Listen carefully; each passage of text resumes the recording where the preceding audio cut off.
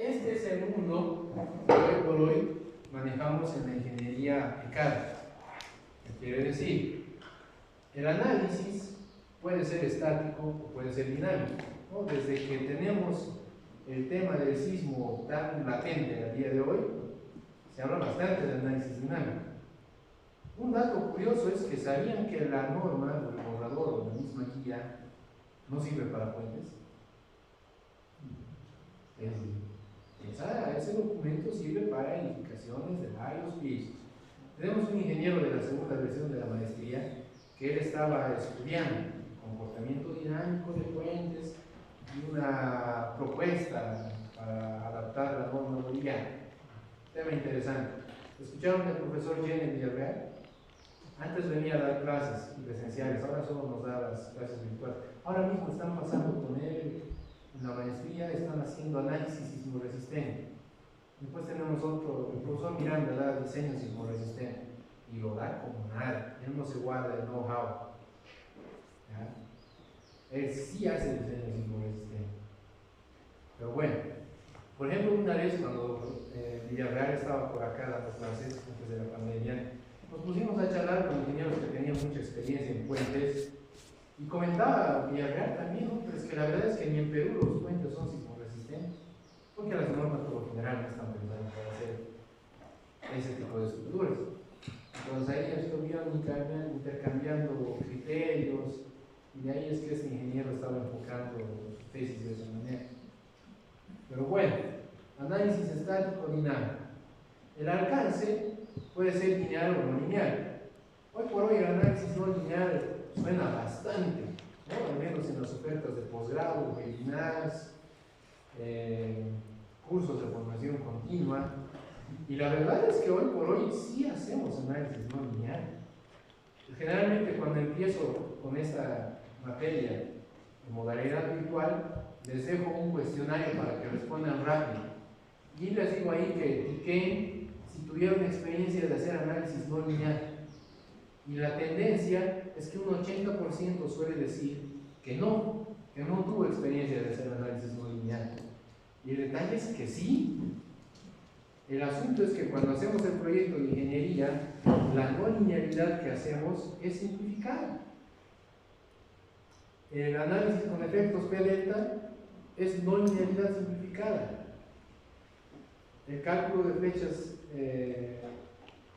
fisuradas y diferidas con el tiempo es no linealidad simplificada. Cuando calculamos derivas en un diseño sismoresistente, es no lineal simplificada. Entonces, la respuesta, creo yo, de que si hacemos o no análisis no lineal, la respuesta es que sí. Y el asunto es que la no linealidad se puede atender en diferentes grados de dificultad. Que para un proyecto de ingeniería, una ingeniería convencional, la no linealidad es la que conocen y funciona, ¿no? Si no, las estructuras estuvieran con problemas todas y no son así, bueno, no resulta así. Entonces, ya respecto a la modelación, el modelo puede ser realizado solamente con frames, se ha puesto muy de moda hacerlo con shells, muchas veces hacemos un uso indiscriminado del shell. En los cursos de formación continua, cuando modelamos una losita nos dice ya aquí utiliza el elemento shell y no es necesario, es un elemento muy robusto para lo que se necesita, suficiente con una placa. Pero bueno, la modelación tridimensional es algo que se puede hacer pero no se suele hacer porque es complicarse nomás, al menos si hablamos de un pórtico, ¿no? Entonces, más allá de la no linealidad que ya conocemos, hay un mundo, y eso es lo que les quiero compartir. No de repente porque vayan a dedicarse a hacer proyectos o cálculo, sino porque en algún momento se van a topar con alguien que sí les va a hablar de esto, o en algún momento alguien se dedicará a hacer patología, y la verdad es que para hacer patología se necesita un amplio acervo de conocimientos. No se trata solamente de hacer un curso, uno tiene que saber de instrumentación, tiene que saber interpretar datos, tiene que saber de análisis no lineal, tiene que saber de, bueno, con análisis no lineal he explicado muchas cosas. pero son muchas disciplinas que uno tiene que saber de estadística, la tiene que dominar, pues para hacer una patología, vamos a decir, acertada, para llegar a resultados que sean interesantes. Entonces, en el mundo de la no linealidad, vamos más allá de lo que vimos hasta ahora. Y esto es lo que hemos traído al posgrado aquí en la facultad. Ya tenemos un módulo donde esto desglosan con profundidad. Las no linealidades las podemos clasificar en 3 grupos, que sería la geométrica, la fractura y la no linealidad física o del material. Voy a hacer una breve explicación aquí hacia dónde va todo esto.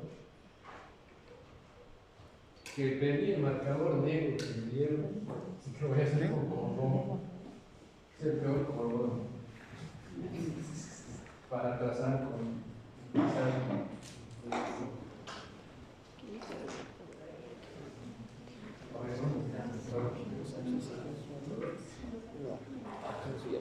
Ay, aquí está el negro. Ya. Hablemos de la no linealidad material. ¿Qué hacemos en el proyecto de ingeniería y a dónde se profundiza más esto? ¿O de dónde viene la teoría con la que nosotros hacemos el proyecto de ingeniería? La plasticidad es la matemática que se encarga de construir modelos constitutivos que siguen el comportamiento real de un material. Sabemos que el hormigón y el acero tienen comportamientos. El hormigón en compresión es un material que tiene un comportamiento frágil, ¿no? Que se va a caracterizar con una curva de este tipo. El hormigón en tracción, que no solemos considerar la capacidad que tiene el hormigón de resistir en tracción. El hormigón sí resiste en tracción, pero la norma que nos dice simplemente, bueno, usted no considere lo que el hormigón aporta en tracción, sino que simplemente póngale acero donde hay tracción. Sin embargo, sí resiste en tracción. Incluso el hormigón fisurado sí resiste en tracción. Ay, quise esto que estaba. Es un cable pelado. Pero puedo hacer esta parte de la clase sin diapositivas. Que no hay problema. El hormigón en fisuración, en tracción, perdón, tiene un modelo constitutivo que dice, o sea, yo tengo una capacidad de deformarme linealmente y una vez que me fisure, voy a experimentar una caída estrepitosa de mi capacidad resistente. Pero aún con el hormigón fisurado, yo tengo todavía una capacidad residual de resistir en tracción. ¿Por qué? Porque utilizamos el acero corrugado. Ese acero corrugado todavía tiene adherencia. A eso en el buen portugués le llaman efecto de pino, que nunca supe cómo se traduce en español. Entonces, en un modelo de plasticidad, en una materia de plasticidad, se estudia este tipo de modelos. Que el hormigón sí tiene un comportamiento de tracción. ¿Qué pasa con el acero? El acero, si recuerdan de la licenciatura, nos mostraban unas grafiquitas que tenía, donde el acero tiene un comportamiento elástico lineal, pequeñas deformaciones. Una vez que alcanza la fluencia, experimenta, esto le dicen patamar en portugués. ¿Cómo se traduce esto en español? Ay, no sabía qué palabra decir. En el que el acero se sigue deformando, pero con las tensiones constantes. Y después, en largas deformaciones, ya experimenta un endurecimiento hasta alcanzar la rotura. En plasticidad se estudian modelos bilineales, en el que el acero yo lo puedo idealizar como un modelo bilineal, que a este le dicen modelo de plasticidad perfecta, porque dice, se puede seguir deformando sin incrementar los niveles de tensión, o también tienen los modelos con endurecimiento, ¿no? Que el acero, más allá de la tensión de fluencia, se puede seguir deformando, pero alcanzando mayores niveles de resistencia, porque más allá de la tensión de fluencia está la tensión de rotura. Eso es lo que se estudia en plasticidad. ¿Qué hacemos en el proyecto de ingeniería? Decimos, muy bonito todo esto, pero si vamos a hacer un proyecto de ingeniería, el comportamiento estudiamos entonces la no linealidad de forma simplificada. Esto lo estudiaron en hormigones. No sé si tenemos auxiliares de hormigón. Hubo una versión de la maestría que estaba lleno de ex auxiliares. Y hay una anécdota muy chistosa, porque dicen que ¿lo conocen a Richard Josefia?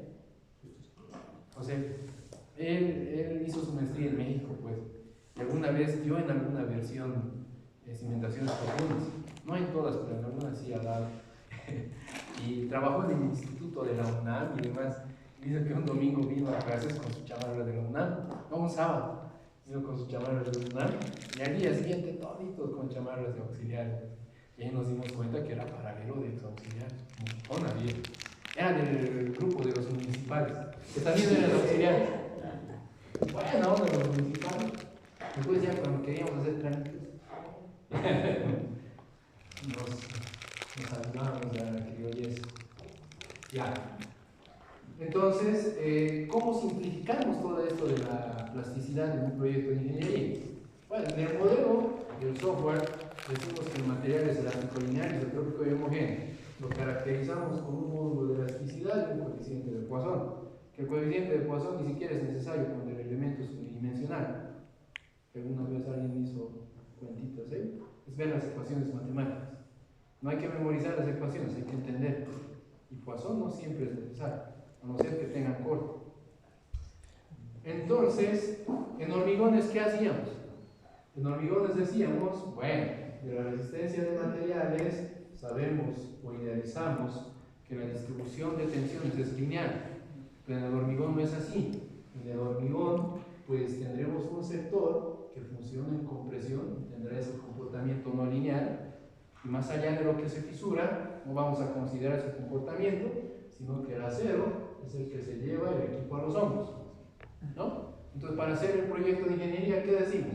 Esta parábola, calcular su área, no, pues no. Entonces, ¿qué hacemos? Simplificamos esto con un rectangulito, ¿no? De que después vamos determinando la altura del bloque de compresiones para determinar si nuestro elemento estructural está dominado por compresión, por tracción o está en una etapa de transición. Y eso define el factor de reducción de resistencia. Que el 0,9 es cuando está controlado por tracción, ¿no? Esa es la manera en la que simplificamos la plasticidad. Hay otra no linealidad que se llama viscoelasticidad. La viscoelasticidad lo que estudia son modelos reológicos, modelos que tengan que ver con el tiempo. Entonces, los modelos reológicos tienen que ver con sistemas de resortes y amortiguadores, porque los amortiguadores sí pueden ser dependientes del tiempo. Entonces, en la ingeniería en general, modelos reológicos hasta para alimentos hay. Les cuento que en la maestría tuve un profesor francés que nos dijo, ya cada uno va a agarrar algún artículo y el modelo reológico lo va a reproducir en el software Maple, es el primo canadiense del MATLAB. Entonces aprendimos a manejar Maple sobre la marcha, y estos modelos reológicos lo que consideran son los efectos diferidos en el tiempo. Entonces los materiales tienen diferentes modelos reológicos. El profesor colombiano, Wilson Rodríguez, pues era desarrollar modelos reológicos para pavimentos. Eso les muestra en la maestría. Lo hacen análisis y todo. Súper interesante. Entonces, de esa manera se llevan los efectos diferidos del tiempo. ¿Qué hacemos en el proyecto de ingeniería? Pues decimos, si tengo mi viga simplemente apoyada y ya tengo mi flecha fisurada, entonces tengo que ahora incluir los efectos diferidos del tiempo. Entonces el ACI nos dice que para encontrar las flechas totales, a esta flecha fisurada le vamos a multiplicar por un coeficiente, que voy a llamar delta. Y este delta tiene una expresión que es igual a... ¿cuánto era? Aquí en el denominador está la cuantía negativa, y aquí está 2 más... ah, no es al revés, ¿no? Ah, porque el denominador no puede ser infinito. Aquí tienen la cuantía negativa, y aquí hay 2 más un parámetro adicional. Voy misma gama. Y de esa manera llevamos en cuenta los efectos diferidos. Que es incorrecto decir a 2, en los cursos de formación continua. Porque, ¿qué es lo que hacen los ingenieros de la vieja escuela? Que no les enseñan a los jovencitos. Que la armadura en flexión negativa, cuando tienen un problema de flexión positiva, no es solamente constructiva, sino que ayuda a que estos efectos diferidos sean menores. ¿Okay? ¿Qué hay otra cosita de la plasticidad que no estaba comentando? ¿Se acuerdan de los hormigones que calculamos secciones equivalentes? ¿No? Transformamos el acero en hormigón y después calculamos secciones fisuradas. Esa es la simplificación de la teoría de modelos de fisuración. Entonces es análisis no lineal, simplificado, pero es no lineal. Eso respecto al comportamiento de los materiales. Si hablamos de la no linealidad geométrica, que eso es lo que teníamos en las diapositivas, la no linealidad geométrica es de dos tipos. Una tiene que ver con la teoría de grandes deformaciones,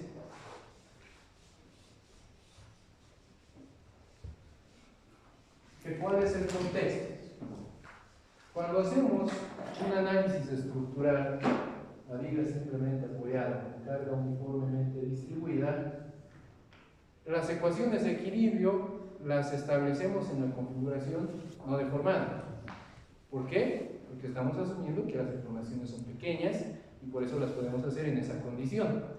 En la hipótesis de grandes deformaciones, lo que se vería, lo que se suele ver, que esta viga se va a deformar, entonces también la forma en la que se aplican las cargas.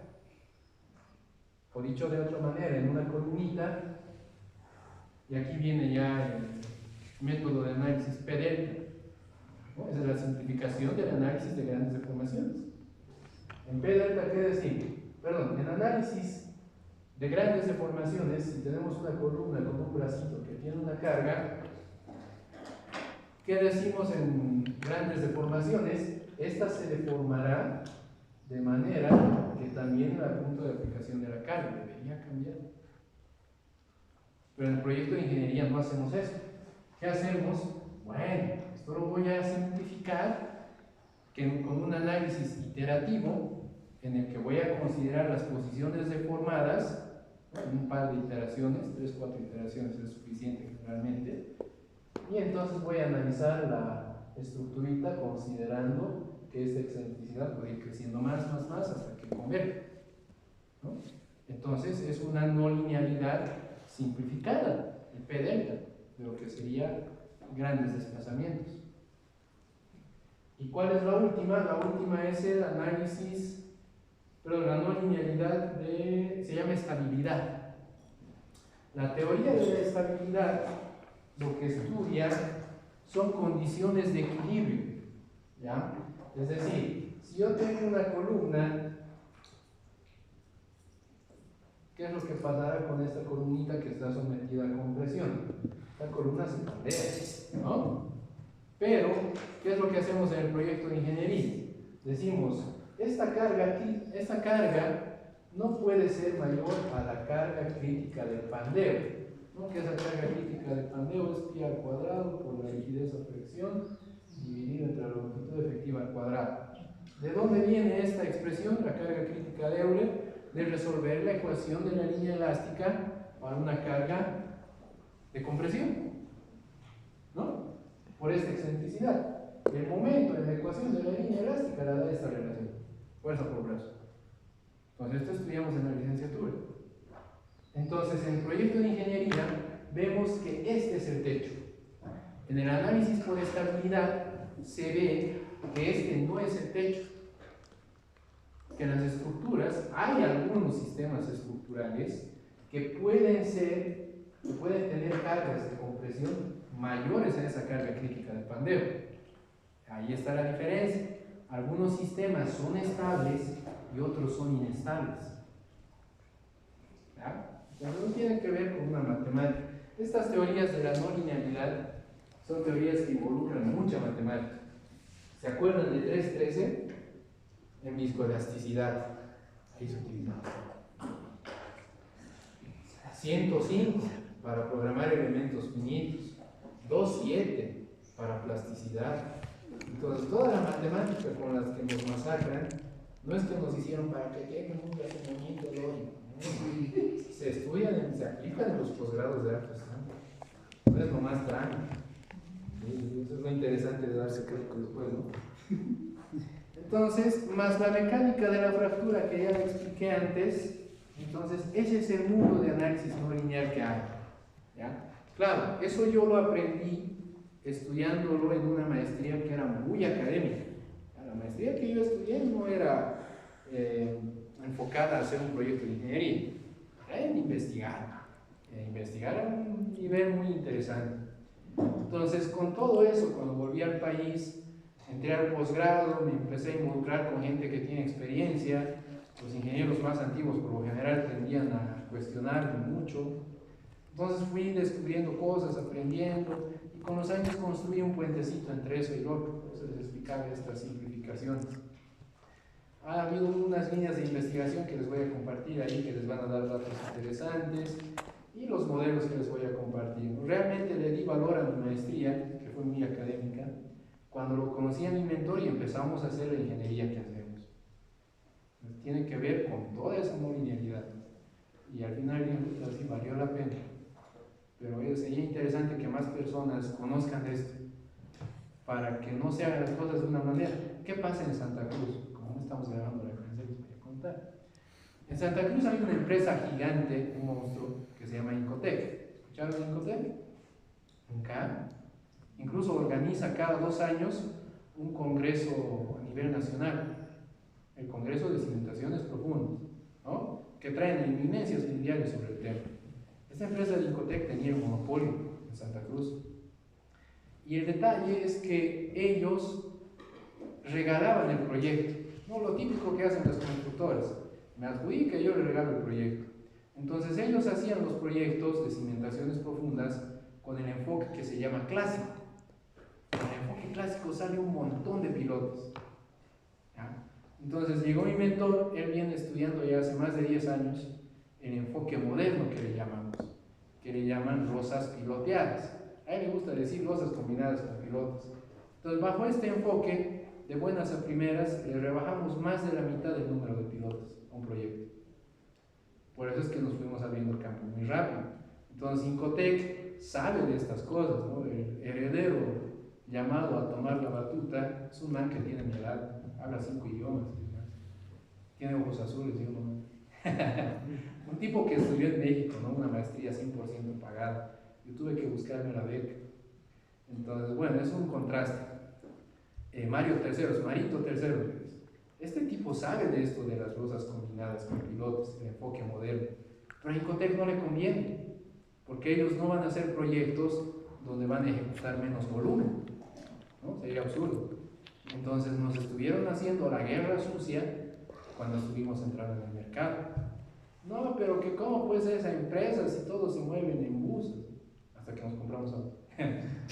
No, pero cómo pues esa empresa si el cubano, ¿qué hacen en Cuba? ¿Acaso en Cuba hacen inversión de millones de dólares? ¿Cómo le van a confiar? Entonces la empresa Mediterráneo fue la que nos dio la oportunidad, en realidad, de mostrar lo que hacíamos, y lo hicimos. Tal ha sido el impacto que Incotec tuvo que volver a hacer trabajos al interior de Santa Cruz, que hacía muchos años que no lo hacía, porque también ya aparecieron las competencias. Hay una empresa española que trajo unas máquinas piloteras. Mi mentor fue tan fiera que se asoció con el dueño de Aceros Monterrey y lo convenció de comprar una máquina pilotera. Entonces, ahora también nosotros vendemos el mismo charco. No nos adjudique la ejecución. Nosotros le vamos a hacer el proyecto bueno y si quieren nos adjudica la construcción de pilotos. Entonces nosotros no les estamos haciendo gastar por gusto. Para que tengan una idea, el Centro Comercial Avenida Brasil, el proyecto original lo hicieron colombianos, había muchos colombianos de por medio al principio, salió con más de 3.000 pilotos. Y nosotros con el enfoque moderno lo hicimos por 1.316 pilotos. Y el dueño no quería hacerlo con Incotec porque eran los únicos que tenían la capacidad de hacer. Entonces, ¿qué dijo? Ya, la mitad que hagan los de Incotec. ¿Cuánto puede costar una máquina pilotera? $500,000. Compraremos la máquina. Ya me estoy ahorrando casi 2.000 pilotes. ¿no? Entonces se compró la máquina y se metió al mercado competitivo. Entonces nuestro día a día está en eso, en hacer proyectos que se puedan construir, en hacer ensayos de integridad, en hacer pruebas de carga. Entonces nos estamos moviendo así. Bueno, algo pateé aquí, que ya no enciende el data. Ya está. ¿Está? Ahí, entonces, pateando otra vez fue la solución. Ya, ¿qué hora es? 1:15, ¿no? Ya. Habiendo hecho una breve explicación de qué es el análisis no lineal, y que en los proyectos de ingeniería sí hacemos análisis no lineal, pues ahora vamos a ver en un grado de dificultad qué tanto se puede sofisticar ese análisis no lineal. Pero bueno, viendo la hora, son las 12:15, ya deben estar cansados también. Entonces la parte interesante nos la vamos a guardar para la tarde. ¿Ya? Quedaremos hasta aquí por ahora. Dispongan si desean.